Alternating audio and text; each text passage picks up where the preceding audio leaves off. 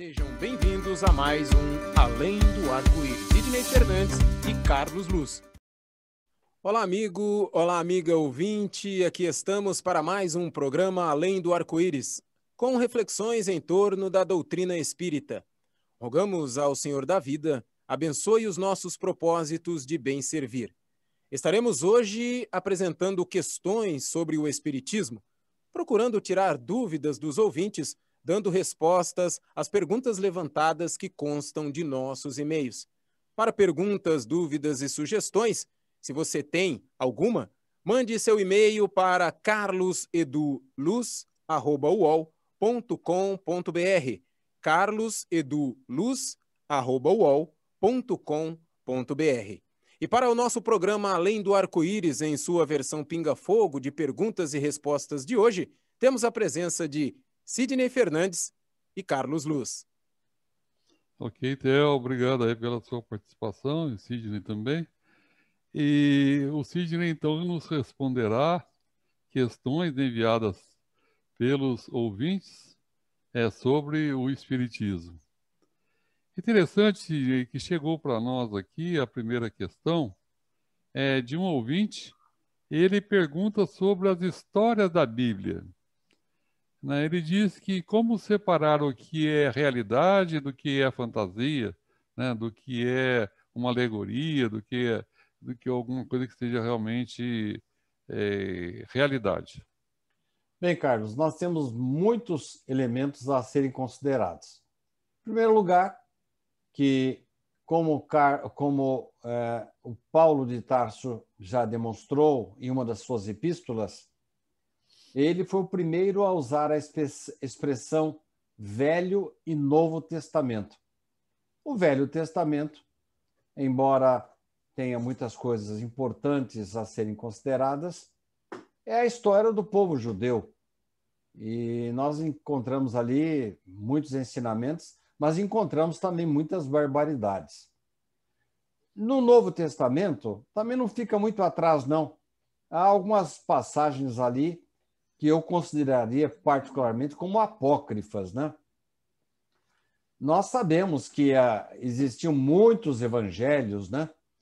Havia evangelho de Jesus, de Maria, de Pedro, e quando o Papa Damaso convocou São Jerônimo para fazer a separação do joio, entre o joio e o trigo, ele acabou resumindo os 4 evangelhos de Mateus, Marcos, Lucas e João. Então, temos esses 4 evangelistas, temos os Atos dos Apóstolos, que é de autoria de Lucas, e temos as epístolas. Aliás, as epístolas surgiram antes dos evangelhos, porque Paulo começou a escrevê-las pouco tempo depois da sua conversão. Agora, como separar realidade e fantasia? É um problema, gente. Existe um livro chamado O que Jesus disse e o que Jesus não disse. Por que isso? Ele mostra ao autor que os textos evangélicos foram passando de mão em mão, cópias e cópias, copiadores, e dizendo que alguns copiadores, inclusive, agiam de má fé. Eles tinham determinadas ideias a respeito de algum assunto, eles davam uma modificada ali na palavra para que o texto ficasse condizente com o seu modo de pensar. Em outros casos, existem falhas assim involuntárias.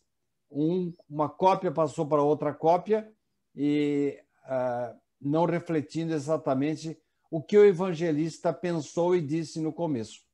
Eu entendo, Carlos, que nós devemos fazer com a Bíblia aquilo que fazemos com as comunicações dos espíritos. Vamos nos ater ao conteúdo, vamos nos ater à essência, aquilo que é condizente com a moral de Jesus. Aliás, não foi isso que Allan Kardec fez em 1864, quando resolveu criar um livro chamado O Evangelho segundo o Espiritismo? Ele deixou de lado todas essas questões que poderiam suscitar divergências filosóficas ou interpretativas, para trazer apenas a essência, a moral de Jesus. Eu acho que se nós ficarmos sempre ligados, atentos à moral que vem dos textos, tanto do Velho como do Novo Testamento, nós estaremos bem preservados, bem conduzidos, Carlos. Ok. Eu achei foi muito completa a sua resposta, Sidney. Agora, outra questão que nos chega é de um ouvinte que não tem assim muita vivência no Espiritismo, diz que está começando agora no Espiritismo. E ele pergunta: as pessoas que veem espíritos, ou seja, que enxergam espíritos, elas veem como vemos pessoas normais ou só veem assim um vulto da... Depende do grau de sensibilidade. Nós temos pessoas que sentem o aroma, têm uma visão, vê apenas um vulto, outras têm apenas intuição, outras só conseguem ver os espíritos eventualmente nos seus desdobramentos espirituais durante o sono. Então, depende de cada um. Chico Xavier tinha uma sensibilidade tão grande a ponto de, quando eu estava bem velhinho, e quando Marcel Sotomayor esteve lá para entrevistá-lo e escrever a obra muito interessante sobre Chico Xavier, em dado momento ele estava ao lado do Sotomayor, quando Chico, vendo uma senhora que se aproximou dos dois, falou para ela assim: olha, a senhora não leve a mal, não, mas a senhora está encarnada ou desencarnada? A senhora está viva ou está morta? E ela deu uma risada, dizendo: oh, viva, Chico, muito viva. Isso nos mostra o grau de sensibilidade de Chico Xavier, que, assim, à luz do dia, em estado de vigília, via perfeitamente os espíritos desencarnados.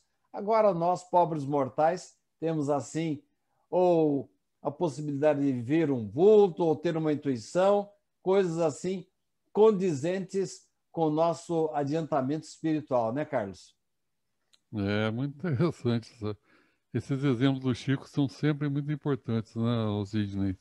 Ele tem uma vida que a gente sempre lembra do Chico falando de mentores, falando, né, de Emmanuel, de André Luiz e dos outros espíritos.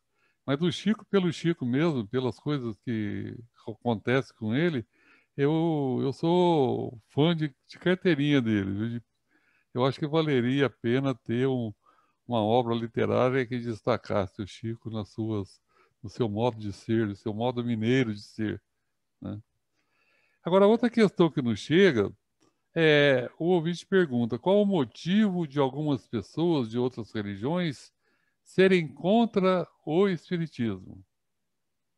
Há vários motivos. Um deles é proveniente de Moisés, que, diante da verdadeira bagunça, balbúrdia que faziam com os médiuns, e naquela época a gente vê relatos no Velho Testamento em que as chamadas pitonisas eram procuradas para tudo. Qualquer coisa, as pitonisas eram procuradas. Assim, mais ou menos, o que acontecia na época das mesas girantes, né? Onde é que está minha caneta? Ah, vou perguntar para o espírito. Ah, será que eu vou me casar bem? Ah, vou perguntar para o espírito. Então, essas coisas fizeram com que Moisés, na época dele, desse um basta, né? Ó, para com isso aí, você vai para a guerra, você tem que contar com seus recursos. Não ficar perguntando se você vai ganhar a guerra ou não vai. Ou ficar tratando de assuntos financeiros ou amorosos com os espíritos. Daí Moisés proibiu a comunicação com os mortos. Bom, o fato dele ter proibido significa que havia esse intercâmbio com os mortos? Bem, algumas religiões, com base nessa proibição de Moisés, passaram a entender que qualquer tipo de comunicabilidade com os desencarnados é nociva, a ponto de dizerem que qualquer manifestação que venha por intermédio de um médium é sempre o diabo que está ali, é o demônio que está ali. É uma injustiça muito grande. Às vezes, o indivíduo na igreja está passando por um problema, uma perturbação, e não é o diabo, nada. Aliás, nós sabemos que, no sentido de seres voltados eternamente para o mal, o diabo não existe. O que existe, sim, são espíritos inferiores que, volta e meia, estão nos perturbando, nos perseguindo ou nos dando más sugestões. Mas daí generalizar e dizer que toda e qualquer comunicação mediúnica é originária do mal é uma injustiça muito grande, porque às vezes o frequentador da igreja está ali com o pai dele, o irmão dele desencarnado, que não sabe ainda por que morreu, está ali precisando mais de uma palavra de afeto, de ajuda, de esclarecimento, e aí o pessoal desce a lenha dizendo que é o diabo que está ali presente. Então, daí as pessoas, às vezes, cometerem essas injustiças. Agora, há também motivos outros, né? Na época de Kardec, ele foi muito combatido, o espiritismo foi muito combatido, porque a partir do momento que ele acabou com essa história de penas eternas, ele tirou uma boquinha lá de um pessoal que vendia as chamadas indulgências. A partir do momento que ele acabou com o inferno eterno e os indivíduos pararam de ter o poder de direcionar quem morresse para o céu ou para o inferno, coisa que não cabe aos homens, acabou a boquinha, né? Acabaram-se aquelas doações enormes que eram feitas para a igreja, quando as pessoas utilizavam do seu dinheiro, do seu patrimônio, para reservar um lugarzinho no céu, o que é um absurdo, um verdadeiro estelionato religioso. E falando nesses motivos, assim, terra a terra, né, ser contra o espiritismo, as religiões em geral cobram o dízimo, né, que é 10% do que a pessoa ganha, a pessoa dá para as religiões, algumas delas. E o espiritismo não tem dízimo, a pessoa faz uma contribuição voluntária, obviamente, tendo por critério a sua consciência, né, e a sua inteligência, vendo que aquilo é bem aplicado, tanto na parte social quanto na parte de divulgação religiosa. Então, se essa moda pegar do espiritismo de não dar 10%, fica mal para algumas religiões que se preocupam com a coisa material aí, né, Sidney? Ah, sim, é um dos motivos também porque nós somos criticados, né? Exato. Uma outra questão por que Jesus falava em parábolas? Ele se utilizava de imagens bem simples, como se falasse com crianças. Aliás, nós éramos verdadeiramente crianças à época de Jesus.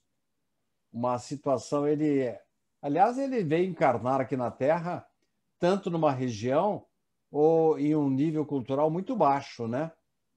Em que a ponto de indivíduo ser condenado à morte porque trabalhava no sábado. Então, há muitas barbaridades. No lugar que a mulher menstruada sentava, ninguém podia sentar de novo, que estaria contaminado pelas forças do mal. Então, Jesus sabia com quem ele estava lidando, o nível cultural. Aí contava as historiazinhas que eram entendidas por todas as pessoas. Então, você vê, Carlos, que você não está sozinho, não, nas suas metáforas. Agora, será que da época de Jesus para cá nós crescemos? Eu diria, Carlos, que nós ainda estamos na adolescência, viu? É verdade. A gente podia até dizer, né, Sidney, que Moisés pegou a humanidade na infância, né, que é a primeira revelação. Jesus pegou a humanidade na adolescência, que já é o despertar, né, do entendimento. E o Espiritismo, a terceira revelação, pegou a humanidade já no domínio pleno da razão na idade adulta, né? Mas temos ainda um caminho muito grande a percorrer, né, Carlos? Ah, é verdade. Uma outra questão, outro dia nós falamos sobre passe, sobre é, médium curador, e o ouvinte pergunta: fiz 3 cirurgias à distância em um centro espírita e minha saúde não melhorou. Faço tudo direitinho como eles me orientam e tenho muita fé. Eu gostaria de uma explicação por que minha saúde não melhorou. Na verdade, Carlos, nós ainda mantemos aquela situação que nos foi ensinada na nossa infância, no catecismo, né? Aquela base do toma lá, dá cá, né? Se eu fizer isso, eu vou ganhar isso. Se eu fizer tal penitência, eu vou sarar. Se eu percorrer um caminho aí pedregoso de joelhos, eu vou curar. E nós sabemos, a doutrina espírita, com a sua racionalidade, com a sua lucidez, mostra que as coisas não são assim. Dependendo das nossas necessidades espirituais, vamos sofrer mais ou menos. Como sofrer menos? Melhorando. Porque a dor é o instrumento que nos aciona, nos impulsiona para o bem. Então, às vezes, não chegou a hora da cura ainda. O próprio Jesus passou por situações em que ele não conseguiu curar, porque com todo o magnetismo dele, o indivíduo do outro lado ali não tinha condição de ser curado. A cura lhe faria muito mal. E há casos também de recidivas, em que Jesus falava: olha, toma juízo, meu filho, senão o mal volta. O indivíduo não tomava juízo, foi curado por Jesus e a doença voltava. Então, a questão da doença, do momento em que nós nascemos com uma certa deficiência, com alguma doença muito séria, tudo isso faz parte das nossas necessidades evolutivas. Ah, mas não tem jeito, o meu destino é sofrer para sempre. Não.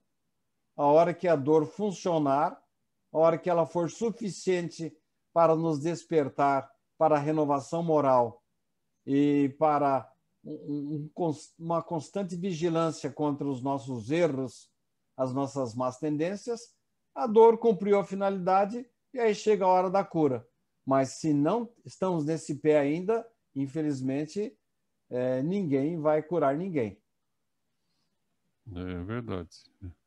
Uma outra questão interessante, o ouvinte diz que há 13 anos meu irmão foi assassinado. Ele estava com 23 anos. Ela diz que sempre teve sonhos lindos com ele em desdobramento. E nesses sonhos ele era sempre feliz e não demonstrava nenhuma sensação de raiva ou desgosto. Ele dizia para nós perdoarmos o seu algoz, né? Como explicar essa atitude dele quanto à pessoa que lhe tirou a vida, já que faz um ano que não tenho mais sonhado com meu irmão? Ele pode ter reencarnado ou foi para uma outra dimensão espiritual? Bem, o fato de o indivíduo não ter ódio, ressentimento e não perseguir o seu algoz, mesmo que ele tenha sido assassinado, eu acho que é uma coisa muito boa, porque o indivíduo resolve não se vingar, colocar a sua dor nas mãos de Deus, o assassino que se entenda com a justiça divina. Seria o ideal, né? Que todos nós agíssemos desta forma e não ficássemos acorrentados no ódio e no ressentimento.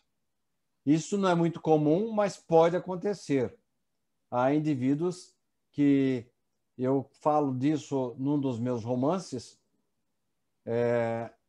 Herdeiros de Nós Mesmos, se não me engano, em que uma parte dos mutilados na época pelo rei da Alemanha, eles morreram, foram sacrificados e não olharam para trás. Eles caminharam e deixaram que as suas dores fossem colocadas nas mãos de Deus. Outros não.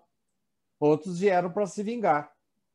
Então, isso é uma coisa muito ruim, porque o indivíduo acaba ficando preso ali, o tempo para ele não passa, ele fica grudado à sua vítima, ela sofre, mas ele sofre também, é a coisa pior que existe. Então, o perdão, nessa hora, a condescendência, a resignação funcionam em favor da vítima que foi mutilada, foi perseguida ou até assassinada. Agora, com relação ao irmão do consulente, ele pode ter reencarnado? Pode. Mas ele pode estar também em regiões de ensino e de trabalho lá na espiritualidade. A vida verdadeira é lá. Aqui é apenas um mergulho pelo qual passamos para a nossa evolução, para dar impulso na nossa evolução. Pela questão seguinte, nós vemos que também é uma pessoa que está iniciando no Espiritismo. É possível um espírito reencarnar vindo direto do umbral? Caso possa, como isso acontece, Sidney? Acontece sim. Há muitas situações em que o espírito permanece lá há muito tempo no umbral, e ele fica com a ideia cristalizada no ódio, no ressentimento, grudado aos tesouros da terra que ele ainda conserva e não consegue ligar-se à espiritualidade. Não acontece como aconteceu com o André Luiz, que depois de quase 8 anos aqui no umbral, ele caiu a ficha e pôde ir para o nosso lar.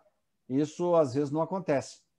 Então ele fica patinando, fica marcando o passo, aí chega a espiritualidade e diz assim: olha, meu filho, você tem que dar um jeito na vida, você não pode ficar eternamente aí magoado, ressentido e grudado às coisas da matéria. Você vai ter que reencarnar. Ah, mas eu não quero. Ah, eu não tenho querer, não, meu filho. São as tais reencarnações compulsórias. O indivíduo nem chega à espiritualidade quase. Fica grudado em volta da Terra e volta a viver por aqui mesmo. Bem, Carlos, muito obrigado pelas questões.